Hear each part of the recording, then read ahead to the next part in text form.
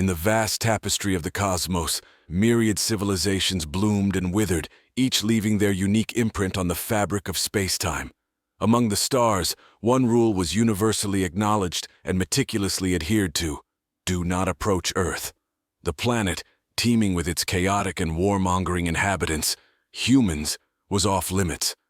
This edict was not born of disdain, but of dire necessity. For humans, it was widely accepted, were the undisputed masters of war. Commander Lyria of the Celestial Alliance, a coalition formed by multiple alien species for peace and knowledge exchange, stood pensively at the helm of her ship, the Star Whisperer. Her gaze was fixed on the shimmering veil of the Oort cloud that marked the boundary of the Sol system. Her mission, classified and perilous, was to observe and collect data on human activities from a safe distance. The irony of her task was not lost on her. To study war, one must dance dangerously close to its architects. "Commander, we are now entering the caution zone. All systems are switched to silent running," reported Zelkor, her first officer, a being of pure energy contained in a crystalline suit. His voice, a melodic hum, vibrated through the air. Lyria nodded, her face illuminated by the soft glow of the console. "Keep all sensors on passive. We can't risk detection. The last thing the Alliance needs is an interstellar incident with humans," she instructed, her voice a mix of authority and apprehension. As the ship stealthily maneuvered through the outer reaches of the solar system, Lyria couldn't help but delve into the reports she had studied about humans. Each account was more bewildering than the last. These beings had a propensity for conflict that was unmatched.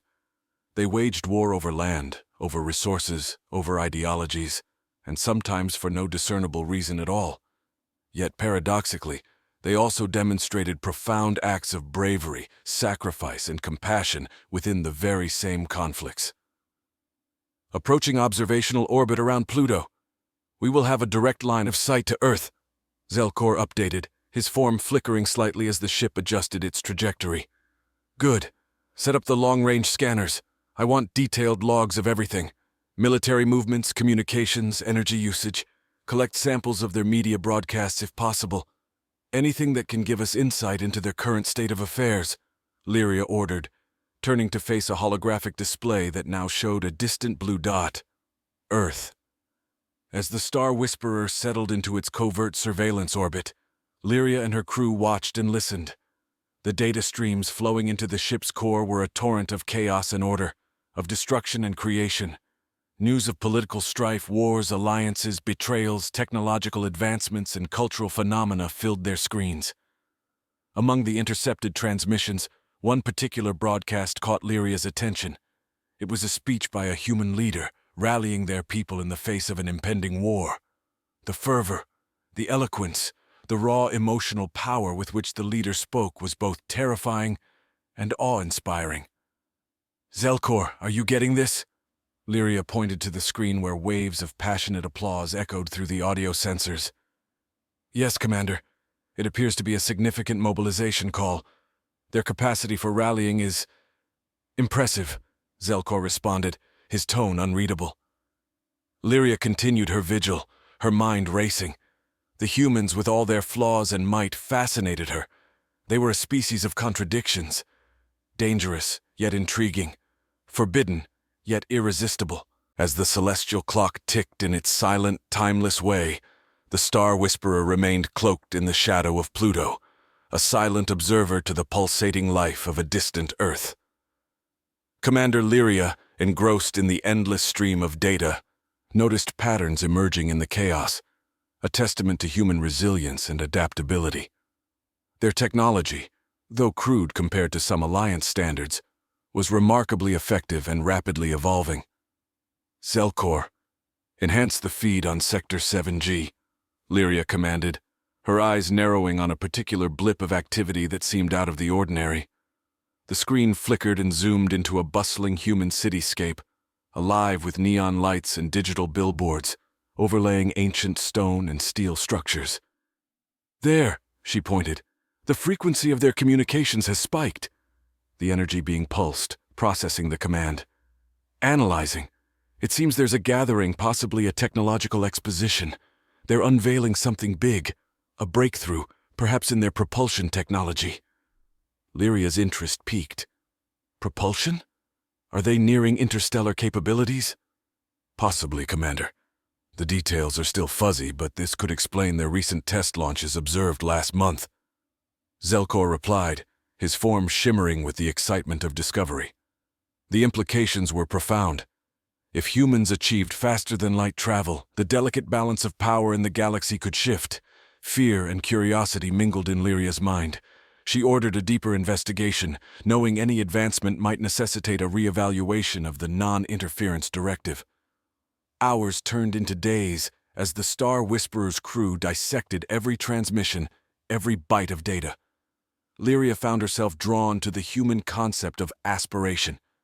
Despite their propensity for destruction, humans consistently pushed the boundaries of what was possible, driven by a boundless desire to overcome and explore.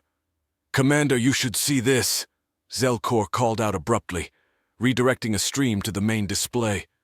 It was a live feed from a human military base. The surveillance operation on the Star Whisperer grew more intense as the ramifications of human technological advancements became apparent. In the dim light of her command deck, Commander Lyria pored over every scrap of intercepted communication, each pixel of footage, with a meticulous eye. The humans, in their relentless pursuit of power, seemed oblivious to the cosmic ripples their actions sent across the stars. "Commander, we have a situation." Zelkor's voice broke through the tense atmosphere, a rare tone of urgency in his usual calm. "Our deep scan has picked up unusual activity in the asteroid belt. Humans are mining. No, not just mining. They are extracting something specific, an element we didn't know existed on Earth." Lyria turned swiftly, her interest piqued. "Show me." The view on the screen shifted to a rugged asteroid, pockmarked with human machinery burrowing into its core. "They're extracting oraxium," Zelkor explained, referencing a volatile element known for its energy-producing capabilities. "In the wrong hands, it's catastrophic." The revelation sent a chill down Lyria's spine. Oraxium was banned in most civilized parts of the galaxy due to its unstable nature. Keep a close eye on that operation. Any change in the amount they extract could indicate they're closer to weaponization than we feared. As the days passed, Lyria observed the humans with a growing sense of dread and fascination. Their societies were a complex web of cooperation and conflict, their politics as turbulent as their history. Yet, amid this turmoil, there were moments of pure innovation and unabashed curiosity that shone brightly against the backdrop of their darker inclinations. One late night, as Lyria reviewed the data from a recent human broadcast, she stumbled upon a public debate about the ethical implications of their new technologies. The discourse was heated, passionate, and deeply divided. It mirrored the debates she had witnessed within the Alliance, reminding her that despite their flaws, humans were profoundly capable of self-reflection and moral questioning. "Zelkor, have we intercepted any updates on the propulsion technology showcase?" Lyria inquired, her focus shifting. "Affirmative, Commander. It appears there was a successful test of a prototype engine capable of near light-speed travel. They are planning a manned mission beyond their own solar system within a few years," Zelkor reported. The implications were monumental. Humanity stood on the brink of joining the galactic community, for better or worse. Lyria weighed her next moves carefully.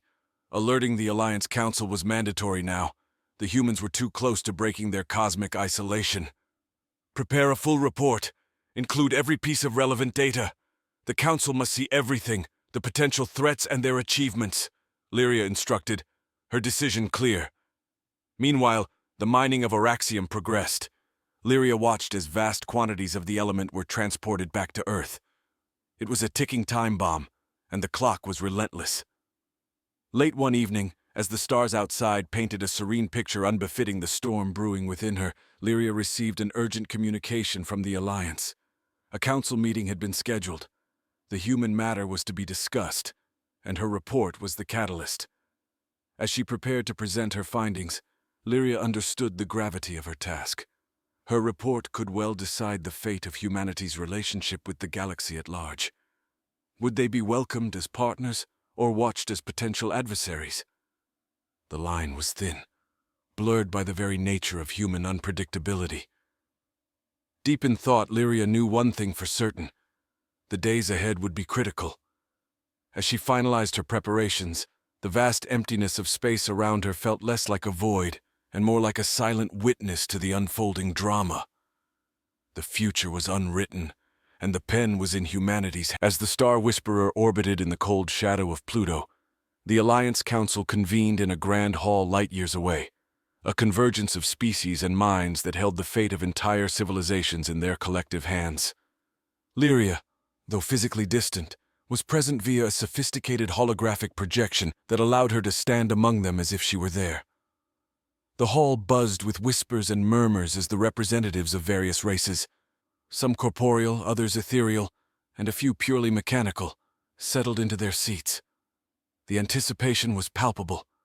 At the center of the chamber stood the Grand Arbitrator, a being ancient and wise, known for navigating the most complex diplomatic waters. "Commander Lyria of the Celestial Alliance," the Grand Arbitrator's voice boomed, echoing off the crystalline walls. "You have the floor." Lyria stepped forward, her image flickering slightly with the distance of transmission. She began her report, her voice calm but carrying the weight of her findings. "Esteemed members of the Council, I stand before you to discuss a species not yet part of our grand coalition, but one that poses a unique challenge and opportunity for us all: humanity." The images and data she presented were met with reactions ranging from disbelief to awe. The mining of Oraxium, the advancements in propulsion technology, and the unpredictable yet profound ethical debates among humans were laid bare. A representative from a technologically advanced race questioned, "You speak of their warlike nature, yet you also show..." In the dimly lit strategy room of the Star Whisperer, Lyria and her selected team gathered around a holographic map of the Sol system, plotting the trajectory and tactics of their historic mission. The air was charged with a mix of excitement and the gravity of their task. "First contact protocols dictate subtlety and non-intimidation. We must not approach with a show of force," Lyria instructed, her eyes scanning the diverse faces of her team. Each member a specialist in their field, from xenopsychology to diplomacy. The human specialist, a linguist named Theron, nodded. "Humans are highly reactive and protective of their sovereignty. Our approach needs to be open, transparent, and peaceful. I suggest we initiate contact through their own communication satellites, using their public broadcasting systems." Zelkor, always the voice of caution, interjected. "While transparency is crucial, we must also prepare for every contingency. Human history is fraught with violence in response to fear and misunderstanding." The debate that followed was intense. Each plan was dissected, potential human responses anticipated, and countermeasures prepared. After hours of discussion, a consensus emerged. They would cloak their ship, broadcasting a message of peace from orbit, inviting Earth's leaders to a dialogue in a neutral location within their system. As Lyria finalized the protocol, her communications officer reported a significant increase in encrypted military chatter from Earth. "Commander, it seems there may be internal unrest among their nations, possibly related to our increased surveillance activities." This new information forced Lyria to accelerate the timetable. "Prepare the message. We go live within the hour." The team worked with meticulous precision, crafting a message that highlighted common values and aspirations, emphasizing peace and the shared universal quest for knowledge and understanding. The moment of transmission arrived. Lyria herself delivered the message, her form broadcasted into countless homes, onto devices and screens across the world of Earth. "People of Earth, we come in peace from the Celestial Alliance. We have watched your progress with great interest and believe it is time for our worlds to meet. We propose a dialogue to discuss our possible future together." The response was immediate and varied. Some Earth channels broadcasted their reaction live, with pundits speculating, governments cautiously optimistic, and the public a mix of awe and fear. Meanwhile, the team monitored the reactions from orbit, analyzing the tone and content of the responses. "The overall sentiment is cautious but curious," Theron summarized. "There are elements within their military preparing for defensive measures, but many among their scientific community are advocating for dialogue. Lyria pondered their next steps. We need to stabilize their fears. Let's send a follow-up message detailing our proposed meeting place and time, emphasizing our peaceful intentions. As the second message went out, preparations for the meeting continued. The chosen location was a simple one: the moon. It was close enough to Earth to make the humans feel secure, yet neutral enough to ensure the Alliance's safety. Days passed as Earth's leaders deliberated. As the Star Whisperer retreated back to its covert observation post beyond the moon, the aftermath of the historic meeting settled in among Lyria's crew. They had achieved what many thought impossible: an open dialogue with humanity, setting the stage for future interactions. Yet the road ahead remained fraught with uncertainties. In the ship's observation deck, Lyria convened with her senior advisors to discuss the outcomes and strategize the next phases. "We have opened a door," she started, her voice reflecting both the accomplishment and the weight of their responsibility. "But opening a door is the easiest part. We must now ensure that this becomes a corridor of continual exchange, not a fleeting moment of curiosity." Zelkor, analyzing the latest data streams from Earth, reported a significant shift in global narratives. "Commander, the human media is alive with discussions about us. There's a substantial push for rapid technological development. They want to be ready for whatever comes next." "This is expected," Theron chimed in, his expertise in human psychology proving invaluable. "Their drive for self-improvement is sparked by both fear and fascination. We must foster the latter while calming the former." Lyria nodded, pondering their next move. "We will initiate a series of cultural and scientific exchanges. Knowledge is the greatest tool we have to build bridges. Let's share with them some of our medical advancements in exchange for their art and literature. Understanding a species' culture is as important as understanding their technology." As plans were set into motion, Lyria took a moment to transmit a personal message to the Alliance Council.